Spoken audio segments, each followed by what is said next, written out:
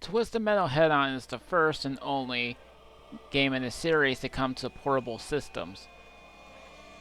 This takes place after the second game, ignoring any events on the third and fourth games that ever even came out. This was developed by Incognito Entertainment on the PSP version, because there will later be a PS2 version in 2008 as a North American exclusive from Eat Sleep Play. So let's talk about this game. As I mentioned before, it's a sequel to Twisted Metal 2, ignoring 3 and 4 and other installments. Now, it kind of does retain its core gameplay, somewhat from Twisted Metal Black, but more colorful. Anyways, Callisto is running a tournament, yet again, same thing every year probably, to grant a winner his or her wish. Anyways, let's talk about this. This one also includes some mini games where you can go to a random teleporter during story mode. There's bonus levels for you to collect power-ups. All these weapons and such, when it comes to gameplay, it's kind of like your same thing. You collect your weapons, power-ups, whatever, and you use it to your advantage to defeat every enemy in your way. But anyways, so there are a bunch of brand new characters, including Needles Kane. Well, it's actually including Marcus Kane, who's actually just himself, but Needles is other personality. But completing game in a certain way, you can actually unlock a vehicle that's both Needles and Marcus. It's not a spoiler considering they're both in one vehicle during some part of the game, so you can easily see that. But anyways, each different character has their own different endings, and their own story too, so that's another thing to say. This game would actually be the first in the series to fully package online gameplay. I say fully packaged because Twisted Metal Black didn't have online gameplay until there was a separate disc that requires you to plug it in to put it into the system, and then you can play online via the free disc. This was actually given out from anyone who has owned Twisted Metal Black as an owner, so they will receive those copies for free. But anyways, the PS2 version lacks online play, but it does have 2-player support as opposed to 4-player or anything else like that.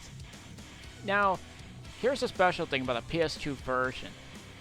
Like I mentioned in the first game, they actually have some unreleased live-action end movies from the first game.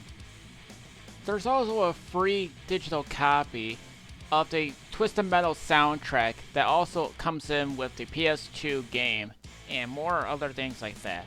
This one also includes levels never seen before from the Twisted Metal Black sequel. They actually tell you the whole story about this, which they actually say is that some of the key members that were working on the sequel was killed in an airplane crash, thus canceling the game. There was 4 levels made. Look, they're unfinished, but they were mostly playable. I played them, and it does feel like Twisted Metal Black. But anyways, this one has a tour where you can go around in the asylum as Sweet Tooth, and you can collect these collectibles that tells you everything about Twisted Metal and the entirety of its series. I think this would have been a cool concept for a Twisted Metal on-foot campaign than opposed to the whole driving thing, but it was a nice concept to it. You can see some areas just seemed unfinished because, again, cancellations were a thing. If you guys want more like additional content when it comes to knowing about the whole Twisted Metal stuff, the PS2 version's for you, but if you want to play online, the PSP version's to go. So both versions, they do play pretty much identical. So the only thing though is that the graphics on the PS2 conversion are slightly supposed to be like remastered, but whatever, like. But I noticed one problem.